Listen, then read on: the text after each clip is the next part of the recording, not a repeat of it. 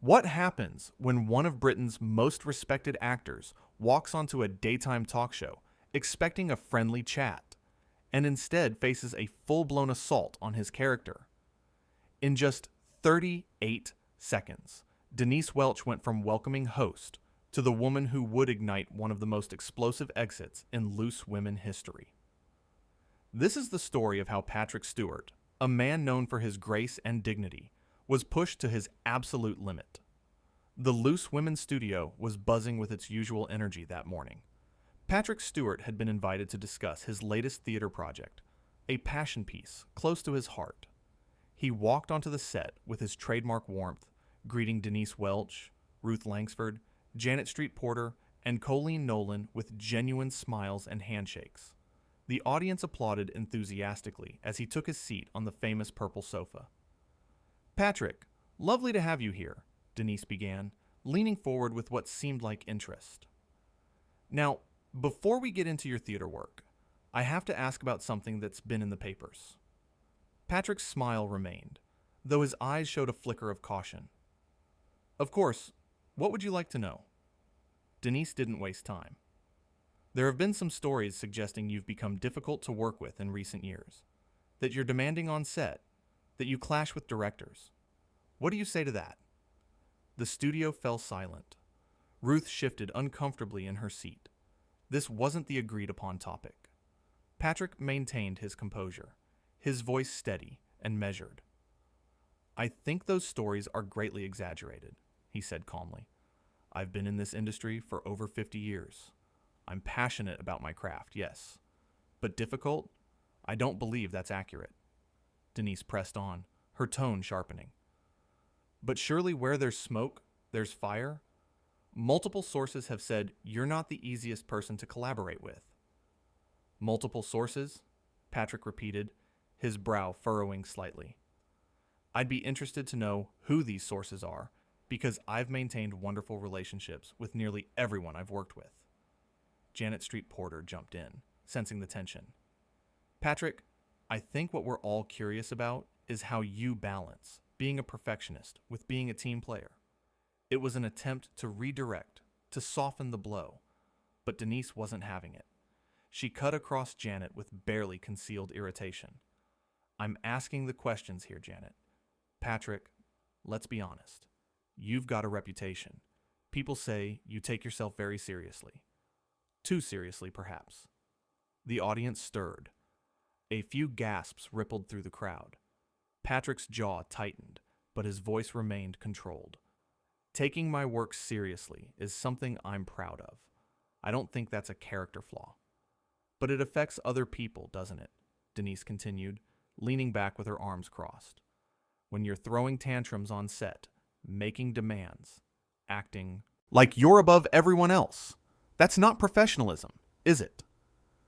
"Tantrums?" Patrick's voice rose slightly, the first crack in his composure. "I have never thrown a tantrum in my professional life. What you're describing is simply not true." Ruth tried to intervene. "Patrick, I'm sure Denise didn't mean to suggest—" "I meant exactly what I said," Denise interrupted sharply, turning to glare at Ruth before swinging back to Patrick. "Look, you're a big name. You've done Star Trek, you've done X-Men, you're a knight. But that doesn't give you the right to treat people poorly." Patrick's hands gripped the arms of his chair. "I'm sorry, but I need to stop you right there. You're making accusations based on what? Tabloid gossip? Unnamed sources? This is beneath what I expected from this show." Colleen Nolan, who had been quiet until now, spoke up nervously. "Maybe we should move on to talking about the theater production. Patrick, you're doing Shakespeare again, aren't you?" "In a moment, Colleen," Denise snapped, not even looking at her colleague. Her focus remained locked on Patrick, her expression hardening. "What I find interesting, Patrick, is that you're getting so defensive. If these accusations are false, why are you so rattled?" "Rattled?" Patrick's voice was incredulous now. "You invite me here under the pretense of discussing my work, then ambush me with character assassination, and you wonder why I'm defending myself?" "It's hardly an ambush," Denise shot back. These are legitimate questions that people want answered. What people? Patrick demanded. You keep saying people, sources, multiple reports. Give me one concrete example, one name, one specific incident. Denise waved her hand dismissively. I'm not at liberty to reveal sources, but they're credible. Convenient, Patrick said, his voice dripping with disdain. You can make any claim you like and hide behind anonymous sources. Janet tried again to mediate. Look, tensions are running a bit high. Maybe we can all take a breath and... Janet, I'm conducting this interview, Denise said coldly, silencing her. The power dynamic on the panel was becoming crystal clear. This was Denise's show, at least in her mind, and she wasn't going to let anyone redirect her attack. Patrick leaned forward, his voice quiet but intense. I came here in good faith. I've been a guest on this show before. I've always been respectful, courteous. What is this really about, Denise? It's about accountability, Denise replied, her tone self-righteous.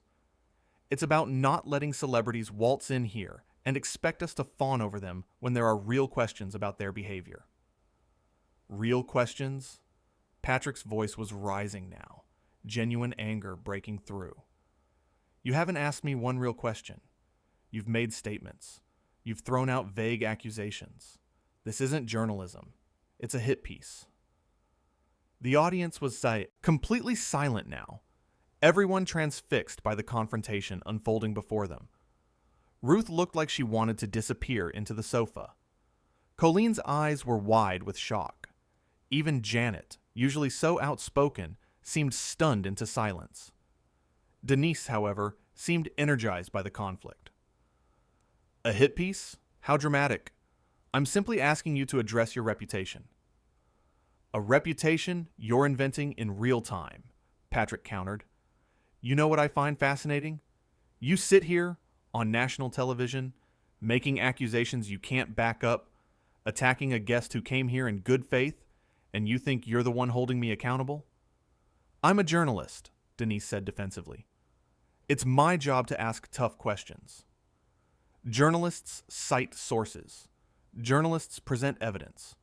Journalists maintain objectivity, Patrick said, his voice sharp as a blade. What you're doing is gossip-mongering dressed up as interviewing. Denise's face flushed red. How dare you? How dare I? Patrick interrupted, his famous voice filling the studio. How dare you? You brought me here to discuss my passion for theater, for storytelling, for the craft I've dedicated my life to. Instead, you've used this platform to attack me personally, based on nothing but hearsay and tabloid nonsense. Ruth finally found her voice. Patrick, I want to apologize. This wasn't supposed to... Don't apologize for me, Denise snapped at Ruth. I stand by every question I've asked. Patrick stood up slowly, his full height and presence commanding the space. Then I'll make this very simple. I stand by my reputation, my work, and my character. What I will not stand for is sitting here while someone uses their position to bully and belittle me without cause or evidence. Bully? Denise laughed, but it was a harsh, bitter sound. You're a privileged white man with a knighthood and millions in the bank. You can't be bullied. The gasps from the audience were audible now. Janet's mouth fell open. Colleen looked at Denise in disbelief. Ruth's hand went to her mouth. Patrick's eyes narrowed. And there it is. The real issue. This isn't about my behavior at all, is it? This is about your own prejudices, your own axes to grind. You've decided who I am based on what? My success? My gender? My race? Don't you dare turn this around, Denise said, her voice rising. I'm asking legitimate questions about how you treat people. You're not asking questions, Patrick said, his voice like ice. You're making statements and demanding I defend myself against phantoms. Tell me, Denise, if you had real evidence of me mistreating people, wouldn't you present it? Wouldn't you have a specific example ready? Denise's silence spoke volumes. She opened her mouth, then closed it, then tried again. The sources are credible. Then name one, Patrick challenged. One name, one incident, one piece of actual evidence. I told you, I can't. Reveal my sources, Denise repeated, but her voice had lost some of its earlier confidence. Because they don't exist, Patrick said quietly. This entire segment was designed to create drama, to get a reaction, to boost ratings. And you know what? Congratulations. You got your reaction. Colleen spoke up again, her voice shaky. Patrick, please. Maybe we can start over. Let's talk about the play. Patrick turned to her with a sad smile. Colleen, you seem like a lovely person. Ruth, Janet, you as well. But I can't continue this interview. I won't give this, he gestured toward Denise, any more legitimacy by staying. You're walking off? Denise said, and now there was something like panic in her voice. You're just going to leave? I'm not just going to leave, Patrick said, reaching up to unclip his microphone. I'm going to make it very clear why I'm leaving. You ambushed me with baseless accusations. You refused to provide evidence. You made this personal. You dismissed your own colleagues when they tried to restore some professionalism to this discussion. And then, when I defended myself, you suggested I couldn't be mistreated because of my demographics. Ruth stood up. Patrick, please. We value you being here. Patrick looked at her kindly. I know you do, Ruth. But I value myself too much to stay in an environment where the host has made it clear she has no interest in a genuine conversation. Denise stood as well, her face now pale. This is ridiculous. You can't just walk off a live show. Watch me, Patrick said simply. He turned to the audience. I apologize to all of you who came here today expecting a pleasant chat about theater. You deserved better than this. I deserved better than this. The audience began to applaud. It started with one person, then another. Then suddenly half the studio was clapping. Some were even standing. Denise looked around in shock, her mouth opening and closing like a fish. This is my show, she said, her voice desperate now. You can't just turn the audience against me. I didn't turn anyone against you, Patrick said, his voice tired. You did that yourself. Janet finally spoke up, her voice firm. Denise, love, I think you need to let him go. This has gone too far. Stay out of this, Janet, Denise hissed. No, Janet said, surprising everyone. No, I won't. Patrick's right. This wasn't fair. This wasn't professional. And we all sat here and let it happen. Ruth nodded. She's right. Patrick, we're sorry. This isn't how we do things here. It's how I do things, Denise insisted, but her voice was weak now. The control she'd wielded so confidently minutes ago was slipping away. Patrick looked at the three women who had spoken up. I appreciate that. Truly. But the damage is done. Colleen stood as well.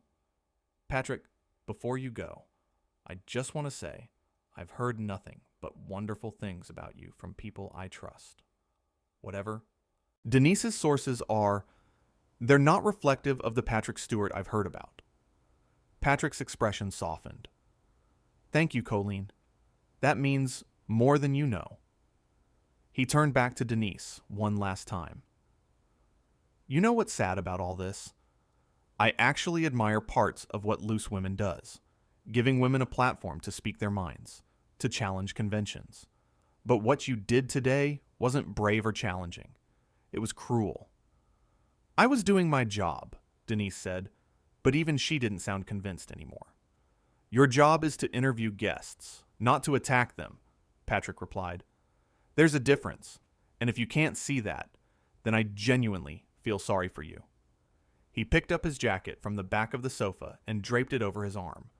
The studio was absolutely silent, except for the sound of his footsteps as he walked toward the exit. You're making a huge mistake, Denise called after him. Walking off a live show. The press will have a field day. Patrick paused and turned back. Let them. I'd rather be known as the man who walked off your show than the man who sat there and accepted being treated with such contempt. Ruth called out, "Patrick, wait. Let us at least say a proper goodbye." He walked back to Ruth, Janet, and Colleen, shaking each of their hands warmly. "No hard feelings toward any of you. You tried to intervene. I appreciate that." "We should have tried harder," Janet said quietly. "Perhaps," Patrick agreed, "but you're not responsible for her behavior." He deliberately didn't look at or acknowledge Denise as he turned to leave again. The silence that followed was deafening. Denise stood frozen, watching him go, clearly not knowing what to do or say. As Patrick reached the studio door, someone from the audience shouted, "Good for you, Patrick!"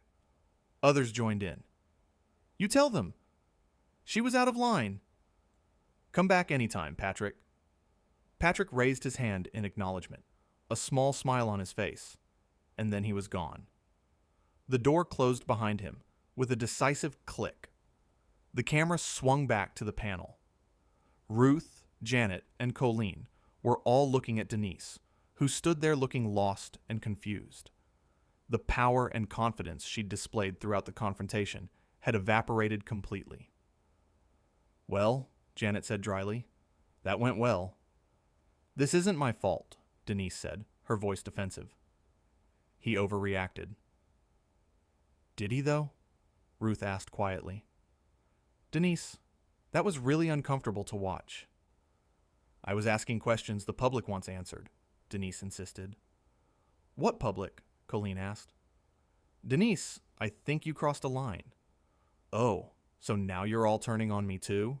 Denise said, her voice rising again. "I'm the host. I set the agenda. And look where that agenda got us," Janet said. "One of the most respected actors in Britain just walked off our show. That's not a win, love." "He's being oversensitive," Denise said, but there was no conviction in her voice anymore. Ruth shook her head slowly. No, Denise. He was being human. You attacked him without evidence. You ignored us when we tried to help, and you kept pushing when any reasonable person could see you'd gone too far." "I don't have to listen to this," Denise said. "When we come back from the break, we're moving on." "Are we even going to address what just happened?" Colleen asked. "There's nothing to address," Denise said sharply. "Patrick Stewart threw a tantrum and walked off. That's on him." The three other women exchanged glances, but said nothing more. The damage was done, and everyone in that studio knew it. The director called for a break, and the cameras cut away. But the audience had seen it all. They'd watched a beloved actor be ambushed, attacked, and pushed to his limit. They'd watched him defend himself with dignity and grace. They'd watched him make the difficult decision to leave rather than compromise his values. And they'd watched a host so consumed by her need to create drama that she'd alienated not just her guest, but her own co-hosts and audience. The confrontation had lasted less than 15 minutes from start to finish. 15 minutes that felt like an eternity to everyone involved. 15 minutes that would be replayed, discussed, and analyzed for days to come. In those 15 minutes, Patrick Stewart had shown exactly why he was so respected. Not because he stayed and endured the attack. Not because he lost his temper and shouted. But because he recognized when a situation was beyond redemption and had the courage to walk away from it. He'd come to the Loose Women's studio that morning to talk about Shakespeare, about the theater, about his passion for storytelling. Instead, he'd been forced into a very different kind of performance. One where he had to defend his character, his reputation, and his dignity against unfounded accusations and hostile questioning.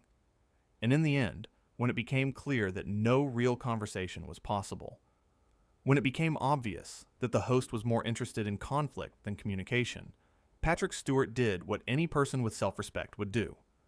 He removed himself from the situation. The walk from that purple sofa to the studio door couldn't have been more than 30 feet. But it represented something much larger. It was a refusal to participate in his own humiliation. It was a statement that even famous people have limits. It was a reminder that respect is not something that should be abandoned just because someone is on television. Denise had started the interview in control, confident in her position as host, certain that her questions were justified. She'd ended it standing alone, her co-hosts questioning her judgment, her audience applauding her guest's departure, and her credibility severely damaged. Ruth, Janet, and Colleen had learned something that day too.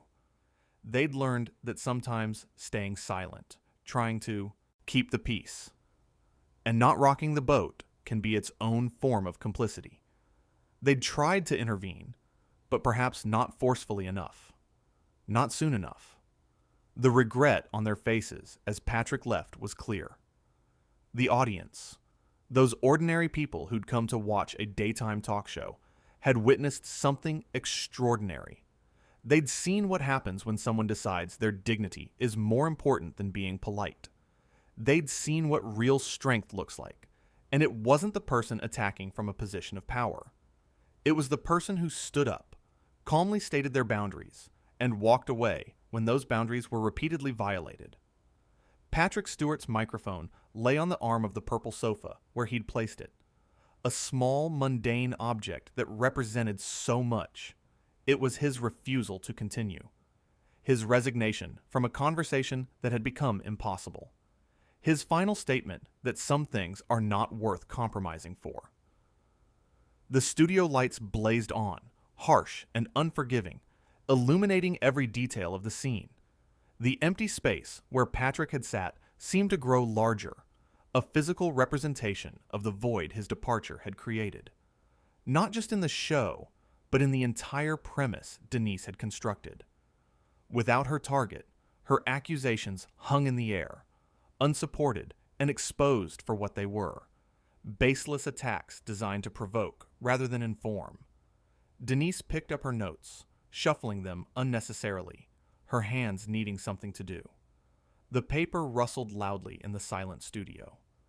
She'd prepared those questions, chosen those words, planned that confrontation, and now she had to face the consequences. But those consequences wouldn't fully reveal themselves for hours yet. After the show aired, after social media exploded, after think pieces were written and debates were had.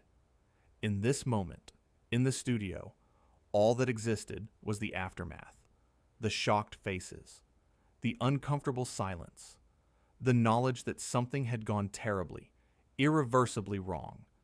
And somewhere outside that studio, Patrick Stewart was removing his guest badge, thanking the staff who weren't responsible for what had happened, and walking out into the daylight with his integrity intact. He'd come to talk about art, and left having made a statement about respect. It wasn't the interview anyone had planned, but it was the one that everyone would remember.